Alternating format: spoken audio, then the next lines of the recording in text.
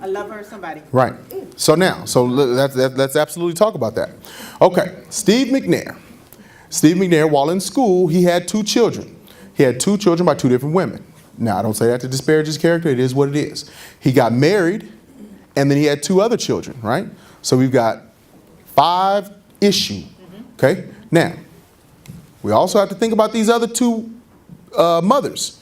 Okay, because they absolutely are going to play a part in this. We all know. In order for these two kids to sign, if they're minors, they can't sign anyway. So we just don't forget these two mothers, because we all know that's going to have to happen. Okay, so now we've got Steve McNair. He's got 5-issue. Okay, he passed. Unfortunately, he was killed by his mistress, and she went and shot herself right afterwards. Okay, so now that's not a good way to wake up the next morning, having your husband, whatever role you play in this by any one of those survivors, that's not a good way to wake up. But now, had he planned his estate properly or ahead of time, he could have avoided some of the chaos that he did not avoid. Now, Steve McNair did not have a will.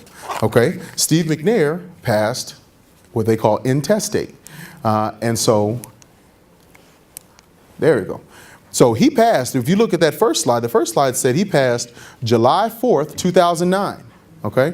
July 4th, 2009. And October 15th of 2010, they're still dealing with this issue.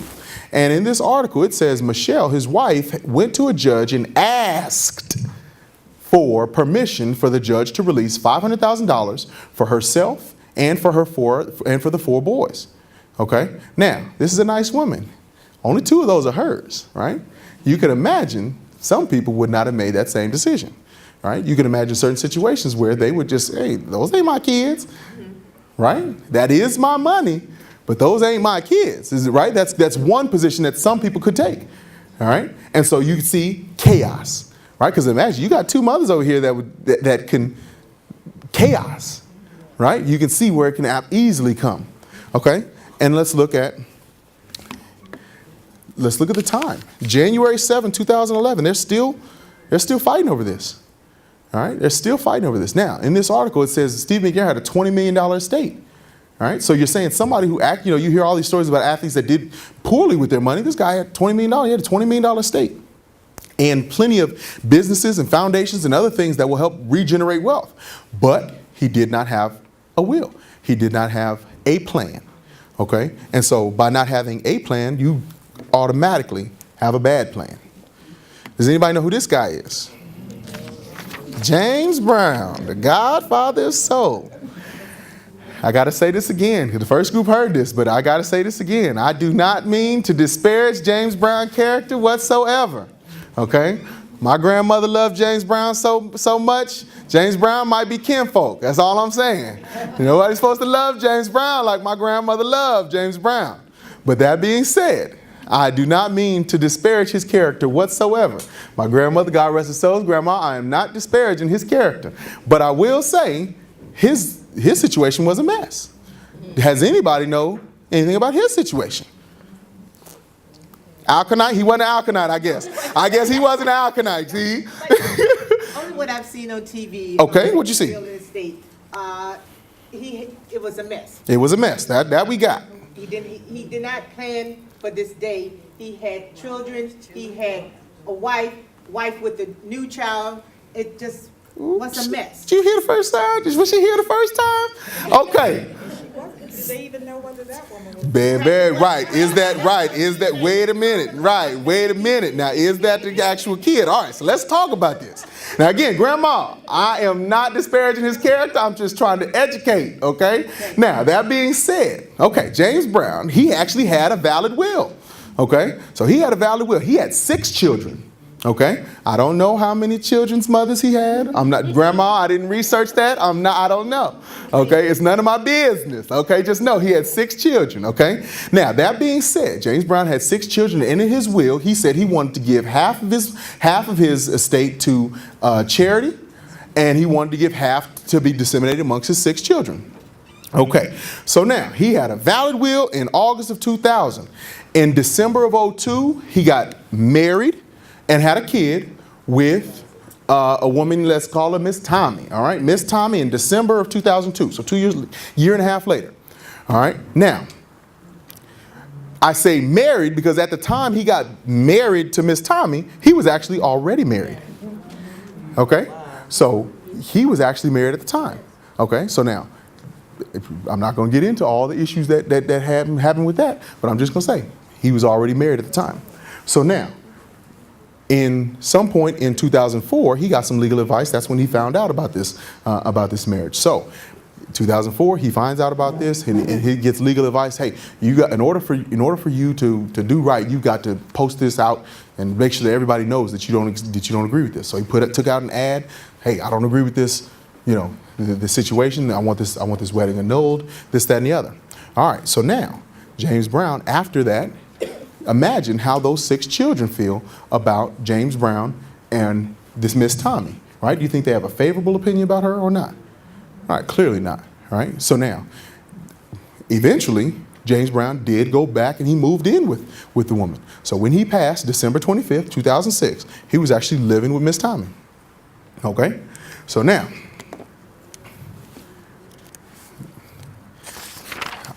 I'll say this, when you talk about a mess, on May 27th, 2009. Now, you remember the first day was December 25th, 2006.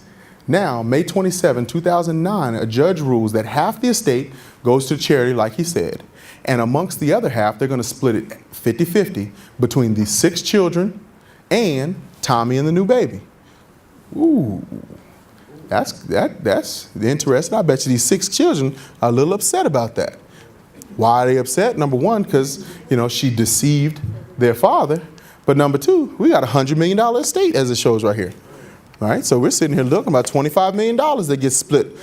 You know, in you know, $25 million. That's, you divide that 6 ways. That's $4 million and some pocket change, right? That's $4 million and some bus fare. So now that being said, you know, people are going to fight. People are going to fight over this. So is that money tax exempt? Is the $4 million tax The exempt? one that's going to be distributed amongst the 6? No, it is not going to be tax exempt. You got death and taxes. So we're in the right seminar here. You're just going to get paid right here. This is seminar. Death and tax. No, it's going to, there is something called an estate tax, and we're going to get to it in just a bit. All right. Does anybody know who she is? Whitney Houston. All right. Now, there are also things called trust-based. You're going to have some trust-based issues. Not all trusts are created the same. All right. Whitney actually had a will. She had a trust. But the deal was she created a will, and inside her will, she essentially created a trust. Basically says, if I pass, I want to give all my stuff to my, at the time, she wrote my children. And actually, she did it before Bobby Christina was born, right? So you say, so she never amended it. She created this trust. All right, so now you've got Whitney Houston. She's created a trust for Bobby Christina and says, I want to give her everything. Now, Bobby Christina is what, 18, 19, 20, something like that? All right, so she's 20, 21. So she is at an age where you're probably not going to be able to tell her that you're probably not going to be able to keep anything from her, right? She's 6. It's like, okay, yeah, we can keep things from her. We can choose to decide how we want to disseminate this. But now she's 18, 19, 20, and we've at least seen that, she has done some things to show that she's an impressionable young lady and can be, led astray. All right, and so, but once she's at a certain age, if you don't properly, right, again, when you go back to those the proper estate planning, you have to be able to give who you want, what you want, to who you want, when you want to give it to them, okay, and how you want to give it to them. But by not creating something, you might create other issues. Now, to also say, I want to give it to my children and not amend that, right? Whitney only had 1 child, but what? She was married, right? She was married. Now, at the time she died, she was not married, but it's possible that, Bobby Brown, he had children. So you might automatically just create issue with those people if they say, hey, I treated her like mama, that's my mama, and we always did this. She took care of some cousins, like some of her nieces and nephews, put them through school and different things like that. So you might create issues. Now, I'm not saying she did, but I'm saying that's a possibility. So the idea is you want to give what you want to whom you want to give it to them, when you want to give it to them, and how you want to give it to them. And if you cannot create all of those criterion, then you don't have what I would call proper estate planning. All right, living trust-based issues, right? You can have poorly drafted trusts, right? You can have trusts that are not funded properly.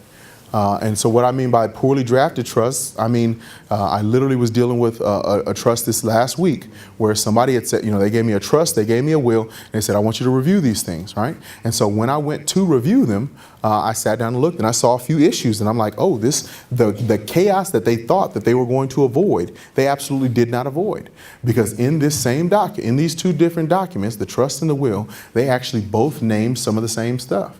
And so that becomes a problem. It poses a problem. You've automatically said that now some court is going to have to decipher which one of these rules, right? So yeah, some attorneys, they thought that they were doing right. And maybe at first glance, they might have, everything looked clear. Each document, separate and distinct, looked like it was going to be fine. But put them both together, and now you've automatically created chaos. On this same document, the husband and wife, they created a trust. The husband is the wife's trustee. The wife is the husband's trustee. They don't name anybody else. What happens if they pass together? What happens, and the idea behind the trust is you want to give these things to your children, right? What happens, it's fine when the first person passes, but when the second person passes, who's the trustee? Who's supposed to monitor these documents? Because they didn't leave anything. So now they automatically got a problem. So now I've got to come up with a way next week to tell them, hey, this document that you think is so valid isn't actually valid. And I'm sure based on the way it was written, they paid some decent money to get it done, right? But you need to sit down and be able to answer those questions. And your attorney needs to be able to answer those questions. And the document needs to be able to answer those questions. Does it give me the ability to do all the things that I want to do? If it does, then you might have a proper estate plan. Marriages and multiple blended families, right? So let's talk about nowadays. They showed a TV show about this, right?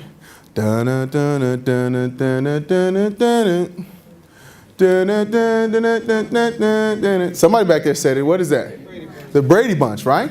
So we talk about, this happens a lot now, right? You got somebody who had a child from a previous relationship. He's got 3 kids. You got a wife that came together. She had 3 kids. They came together and had a family, right? And so when we start talking about, I need to make sure that I have a will doesn't necessarily do what you want to do. It cannot necessarily account for some of these different blended marriages, or mixed marriages and blended families. And so when we start talking about that, you at least have to think about, when you're looking at what is the appropriate thing for you, you have to take in consideration that just because you have a will doesn't necessarily mean it's going to do what it is that you want it to do. And so you want to be able to look at that criterion and say, hey, did I get everything done properly? Keep your private life private. Okay, so when you start talking about a will is a legal document that says who do you want to give your things to, who do you want to name as a beneficiary, who of the things that you have, it's going to name a personal representative, and it's going to name who do you want to be a guardian of any minor children, right? So those are some of the benefits of it.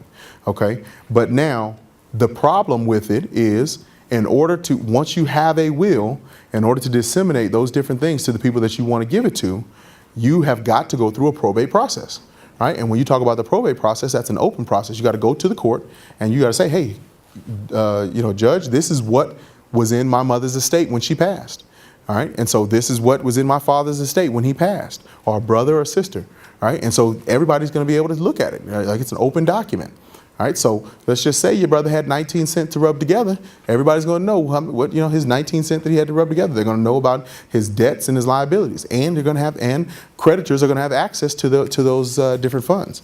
And so I'm just saying there are better ways than just going through a simple will process. Price versus cost. We hear this all the time. All right, so how much is it going to cost me? That's the bottom line. How much is it going to cost me? Well, the reality is you got to look at it versus price versus cost.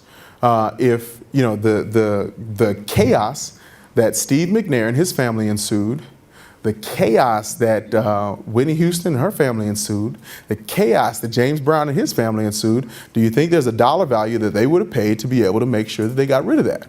And I think we all could say yes. I think we could all safely say yes. All right, and so the idea is you certainly have to do a cost estimate about would you pay something now to avoid saving the issues later. And I'd say I've done probate. I've done these things. I've accepted $4,000 to be able to take care of a probate. And be honest.